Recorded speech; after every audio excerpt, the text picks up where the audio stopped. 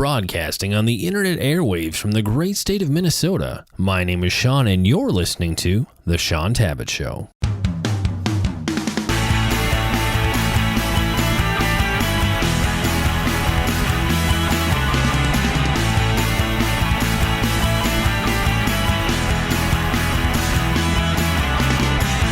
Today, my guest is Blake Rayne, who plays the dual roles of Ryan Wade and Drexel Hemsley in the identical movie. Blake, welcome to the show. Thanks for having me. Hey, first off, just wanted to say congratulations to you and the rest of the team at City of Peace for the success of the identical, which released to DVD earlier this week. I'm sure it's pretty exciting to see it out in this new format and to connect with a whole new audience. You know, it's been a journey, Shaun. It really has. And for it to finally get to this point, definitely a blessing. And, you know, it's exciting. This is a first-time experience for me, but across the boards, every step along the way is just opened new doors, and it's really been exciting to see it come to fruition.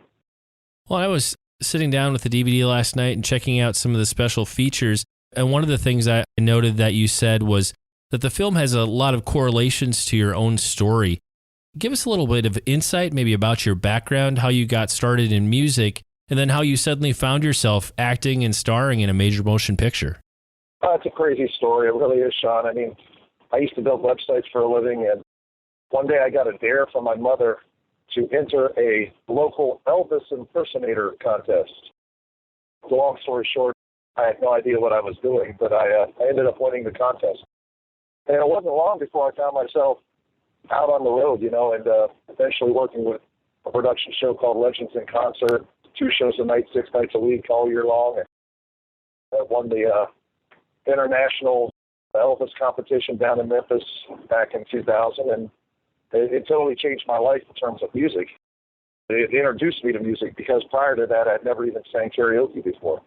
So, you know, through the years, you just kind of want to start becoming yourself, and that's what I started doing, just started writing my own music. That's what led me to be in a Nashville, Tennessee rehearsal studio with the band, and that's where I met Yochanan Marcelino. He was good friends with the owner of the studio, and that's where we met. And basically, he just called me to a meeting and said, I don't know what it is about you, but I've got this movie, and I'd like you to be the lead role in this movie. And, of course, just like everything else in the movie and music business, they're like, yeah, okay, I'm sure I'll hear from you again. You know, he followed through with every step along the way, and next thing I know, I'm getting a phone call from the director saying, hey, we just landed Ray Liotta as your father and Ashley Judd as your mother. So it's been a crazy journey, but along the way, but it's been a great learning process and just once-in-a-lifetime opportunity. Well, I think one of the things that really makes your role in the movie unique is that you're playing 2 different characters. Give the audience a brief introduction to the characters of Ryan and Drexel, and talk about some of the challenges that you had to face with playing these 2 roles side by side. It's very interesting. You know, the Ryan character really, there's a lot of correlation between him and my own personal life, no doubt about it. And, you know, there's a lot of me that goes into that character. I can honestly say that. When you're playing 2 different characters that are twins, though, you have to keep in mind that there's going to be certain aspects of them that are similar. You know, you get into the whole nature versus nurture discussion, and where you look at how identical twins who have been separated at birth meet up years later, and there are things that are very similar in their lives despite different upbringings. So you do have to take that into account, but you also have to create backstories for these characters to understand, like, for example, with Drexel Hemsley. He had a much different upbringing that led him down the road where he eventually became a huge rock star. And how does that affect him as a person? How does that affect him physically? How does he walk around? How does he move? What's important to him? And it's going to be different than the Ryan Wade character because of his upbringing. So there's a lot of research and just kind of creating that backstory to make it real when he finally got on set and delivered, you know, the scene. The couple of times I viewed the film, the themes that really resonated for me were kind of the theme of finding your sense of identity and finding your sense of calling. Give us some insight into, you know, what exactly in that regard were Ryan and Drexel both looking for or trying to figure out in the movie? Well, you know, I think it's a kind of an interesting story, because between those two characters, you hit on so many different things that we go through in life. One of the things that always stood out to me with the Drexel character is that, you know, he's a kind of a rags to riches story. But you got the feeling that despite his success and the money and all the adulation and everything that he got, that he wasn't happy. And I think that there's a lot of times in life you go out and you'll see someone else out there who has whatever success that they are living. And there's a time where sometimes I think it's human nature to just think that, man, wouldn't that be great? Or the grass is greener on the other side. And it's just simply not true. I think that sometimes in life you just have to take care of your own grass. You know what I mean? So from the Drexel character, I think that's an important lesson that you kind of, that's out there. But it's, in terms of the Ryan Wade character, without a doubt, finding your calling and following that dream. You know, you get a calling. I believe this with all my heart. That feeling in your gut, sometimes it just tells you, hey, you need to go this direction or this path, despite what the world or everyone else is telling you. You need to follow this. And it's put there for a reason. You know, Shaun, it really is. It's not just by chance that you get that feeling in your gut. And I believe it's divinely put there. And you have a choice to follow it or not. And when you do, I think great things come about because of it. I have a son who's 20 years old and he's in college, and that's one of the things I have always told him. Follow that feeling in your gut because it's there for a reason. As long as your life is in the right place and you're doing the right things, your heart is in the right place, only good can come out of it. Well, looking back on some of the experiences that you've had being part of the Identical, the whole learning how to act, the whole process of making the movie, how did you change throughout the process? And what was one thing you learned about yourself? Well, I certainly had to, it's kind of funny when you get put into a position, dare I say, that you should probably not have ever been put into.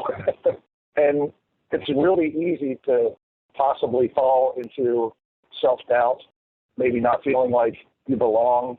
Insecurities will creep up and try to hamper you along that path. But the one thing I appreciated about myself throughout the process is that even though, you know, I was a first-time actor and maybe didn't even deserve to be there, I dedicated myself to putting in the time and the work with the time that I was given. And whether that means, you know, going to acting classes and learning how to act or being vigilant when it came to learning the script or talking to people about the characters, working one-on-one with Ray Liotta and Seth Green and trying to make scenes the best they could possibly be. Through it all, like I said, I might not have deserved the opportunity, but with what time I was given, I definitely put in the work. And I think, you know, I kind of walk away from the Identical feeling a sense of pride, not just because I believe it's a great movie, but also because there was a lot of work that went into it, a lot of work that no one would ever know or would ever see. And it all came together. I take a lot of pride in that. I would agree that you definitely have an end product that you can certainly be proud of. Oh, it's very good. Now, as you think of moviegoers or people sitting in their homes watching the DVD, for you, what's the core message that you hope they're going to take away with them as the credits begin to roll? You know, it's kind of an interesting thing. I think that this movie has so many different things on so many different levels that can hit you. And it's interesting. It does not matter if you're 8 or 80, and it does not matter if you're male or female. It does not matter if you are a Christian or a non-believer. It really doesn't.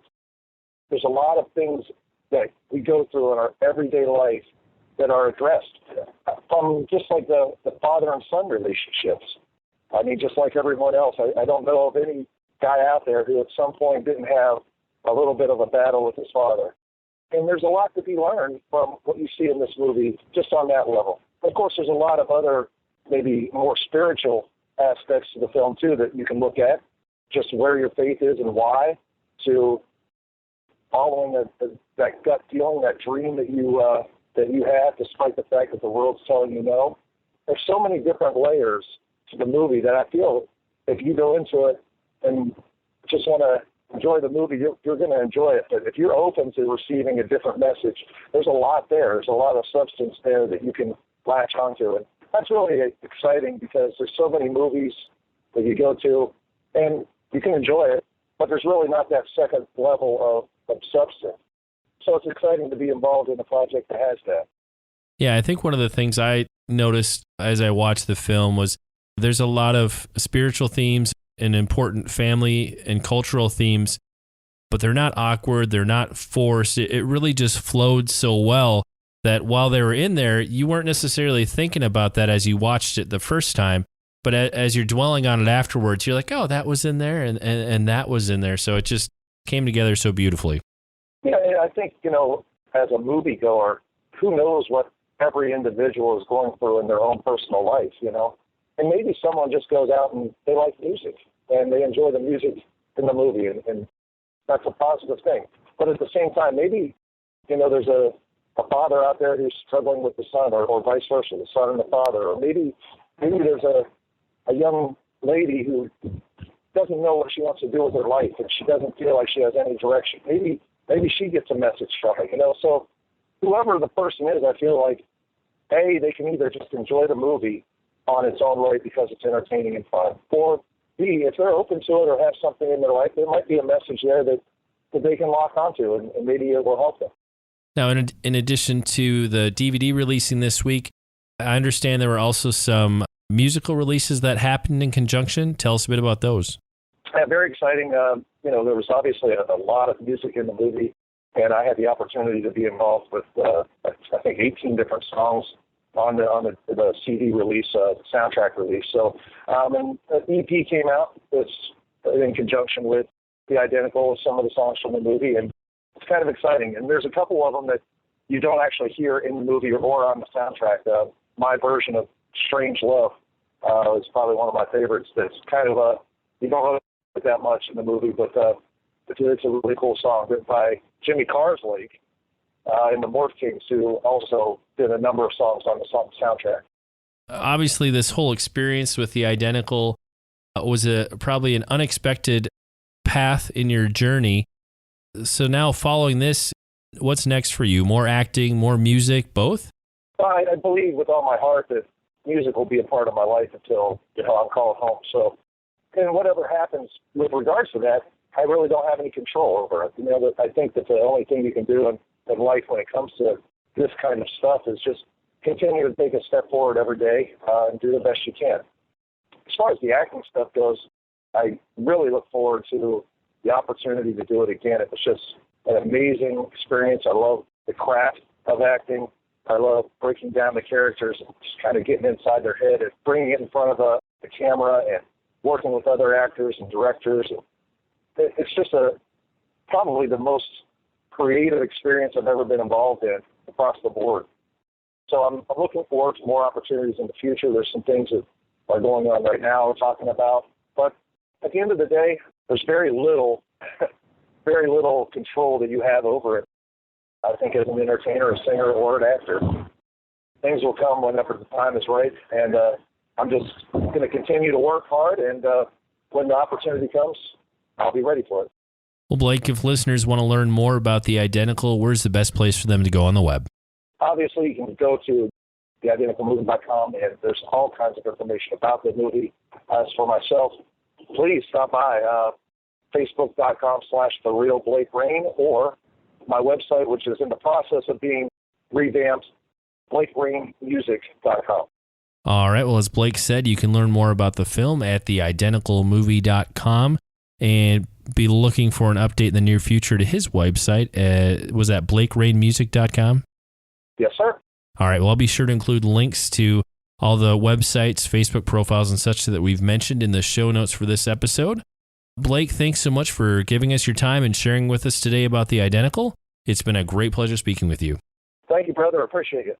And that's all for this episode of the Shaun Tabatt Show. If you have a question, comment, or suggestion, you can connect with me via email using show@shauntabatt.com. Be sure to follow me on Twitter, where I go by the Twitter handle @stabatt. And if you enjoy the show, head on over to iTunes and leave us a review. Until next time, this is your host, Shaun Tabatt, signing off.